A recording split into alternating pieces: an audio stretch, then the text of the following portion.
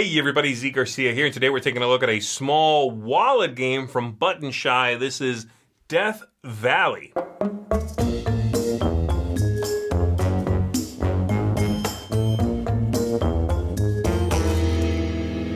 Death Valley here is for 1 or 2 players. I'm going to be focusing on the 2-player game, really. And in it, you are going to be drafting cards, playing those in front of you to build a journey that you've gone on, and trying to score victory points, but also avoid busting. If you get too many of one kind of card, you are going to bust and lose a lot of your progress. Once the game is over, of course, you figure out who the winner is, and they are going to take home the victory. So let's go ahead and take a look at how the game works. I'll show you on the table. I'll see you on the other side. To set up the game, you're going to shuffle all 18 cards, and you are going to reveal 1 on the table, and you are ready to begin. That's it. The players are going to be attempting to score the most victory points. They're going to be taking cards and putting them in their journey, which is a line of cards that will form in front of you, and moving cards down from the journey down to your scrapbook as well, and scoring based on those 2 things. So the way it works is, on your turn, you're going to do one of 2 things. You can either take a card and add it to your journey. You can take the face-up one or face-down one. If you take the face-up one, you will replace it.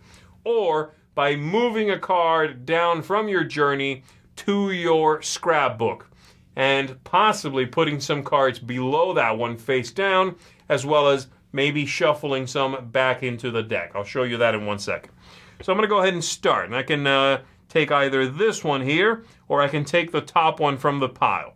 This one has a special ability that says after your action, you may swap 2 cards in your journey, because adjacency for some things is going to matter. I'm going to take this one. I'm going to draw it. I'm going to put it in front of me. This one has an ability that scores victory points for me that says I get +2 points for each other type of hazard adjacent to this card. And adjacency is going to be next to it, of course, on both sides, but also above or below, based on where this card is. And everything scoots over to your, you go left to right, always. So this one goes right here, and that's all I do on my turn. Now you'll notice all the cards have a type, and they have a number. The numbers will always be the same for that type, because that denotes how many of that kind there are. And you need to be careful that you don't bust, because if you bust, you're going to be losing quite a bit of your progress. So I do that, then my opponent's going to go, and they are going to take this one. They're going to take it, they're going to flip it, they're going to add it to their own face-up line of journey cards. The stars up here at the top are going to score you 1 victory point apiece if they are still in your journey at the end of the game. But this one here, there's 6 of these. It's very easy to bust with these, because if you have 3 of the same symbol among your journey and your scrapbook, you are going to bust, okay? It comes back to me. I'm going to go ahead and take this one here and add it to that spot right there. And then I flip over a new one for the other player. They might not want 2 of these, so they're going to go ahead and draw this one, and they're going to put it right there. Then comes back to me. I might grab that, put it right there, +1 point for each type of hazard in your scrapbook. Okay, so now I might want to have some things down in the scrapbook. Now the stars down in the scrapbook don't score. Only the special abilities. Whereas at the top, you score both things, the special abilities and the stars. So my opponent's going to go. They'll take that. They'll put it out.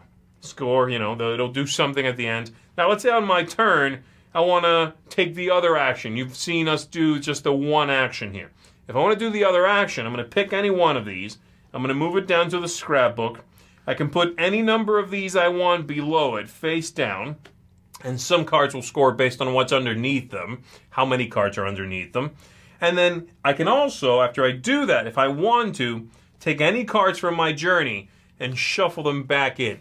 Because I don't want them, because maybe it'll hurt my opponent, it makes them more likely to bust, all these things, okay? So that's my other choice there. Now let's say my opponent does, in fact, bust. Let's say it looks like this. They don't want that one. They draw from the top, and they bust. And again, this happens whether the 3 cards are in the journey or scrapbook plus journey. If they bust, then the card that just made them bust is going to go face down into a discard pile that they have, just set aside. It's out of the game, basically. And then everything else in the journey gets shuffled back into the deck. It's pretty bad. You want to try to avoid that.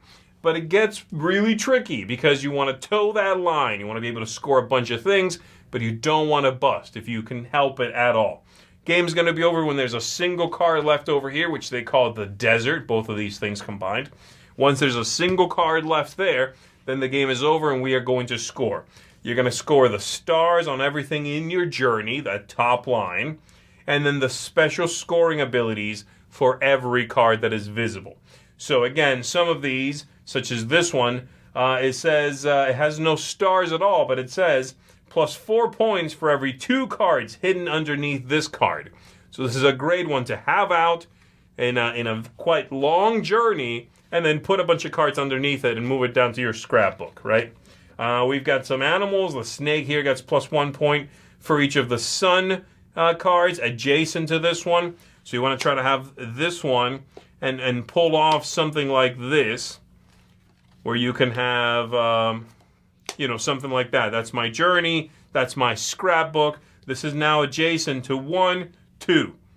And if I manage to get another one there, then 3, right? There are some that, that have a special ability that isn't a scoring ability, but an in-game ability. They have kind of a hazard sign there, and they tell you something that you can do now. So this one, for example, when checking if you bust, you ignore the suns on cards adjacent to this card. Very nice to keep you from busting. Very powerful card. So there you go. I'm not going to go through them all. I'll let you discover that on your own. But that is basically how the game works. Get the most points from stars and special abilities, and you win Death Valley. Let's go ahead and go back up top. Let me tell you what I think of it. So there you go. That is Death Valley. I was very pleasantly surprised by this one. This one captivated me. The look of it immediately captivated me. But the gameplay is very neat. I love that cards have a few different things you need to worry about. The symbol in the corner, but the scoring ability or the special ability, the number of stars just for brute victory points, and all of these things come together in an interesting way. So, let's break it down. From the top, the theme. I think the theme is lovely and it's specific to this location. It feels, it does a nice job of sort of transporting you to a place that, while not overtly thematic, feels, again, specific. And that makes the difference between sort of feeling like a generic traveling game, where are we going, what's going on, to going to this specific place and the vistas you might find there, the animals you might find there. The aesthetics, gorgeous. These 18 cards are just covered in beautiful artwork and great graphic design. So absolutely no issues there. The button shy games, these wallet games, as you might or might not know, come in these little packages. There are only 18 cards, and it works surprisingly well. They're compact, they're tiny, you can definitely put them in your pocket and take them with you, so no issues there. The replay value is very good for 18 cards, right? Yes, if you play this game a lot, you will perhaps sort of find the cards you like, the cards you don't like, the interactions you like, the ones you don't like, and then it becomes a little, maybe not quite rote, but close to that. But it's 18 cards, and so there's a lot going on there. The interactions, the possibilities are neat. I think it's good for what it is. The game arc. I enjoy the push your luck in this game. I think it's visceral. I think it's interesting. That idea of, when do I put something in my scrapbook, right? When do I shuffle something back in? When do I tuck cards underneath? When do I give up on something just because of the threat that I might have to give up everything? That's an interesting idea, and it definitely will be ever present in the game, right? Every game that you play of this, you're going to struggle with that at one point or another, and I think that's great. So very good game arc. Ease of play, solid. The cards are clear. I had no issue understanding them. Good rule book. So while it's a little tricky to maybe internalize the fact that you're moving a card from the top to the bottom, you keep the special power, but you lose the stars. Some can go underneath it if you want. Some can be shuffled back in if you want. It's a little tricky of a game to kind of internalize, like I said. It's not the cleanest game in the world. But it is easy to understand, I think, and it is very well explained. And then lastly, tactics, luck, strategy. The main thing I like here is that it's the thing you should do, maybe one to pursue, isn't always obvious. You need to figure out when you should push your luck, when you should bring something down, or maybe the main one being, when do I shuffle something back in and when do I not? That's clever and interesting, and it allows you to do this sort of indirect confrontation or indirect manipulation of what your opponent might do.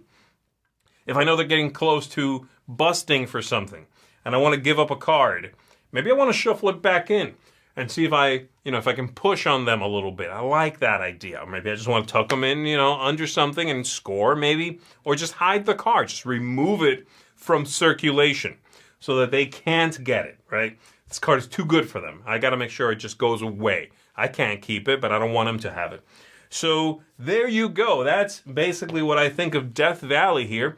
Very pleasantly surprised by this one. I think this might be my favorite of the Button Shy games. I love everything about it, right? I like the artwork. I like the theme.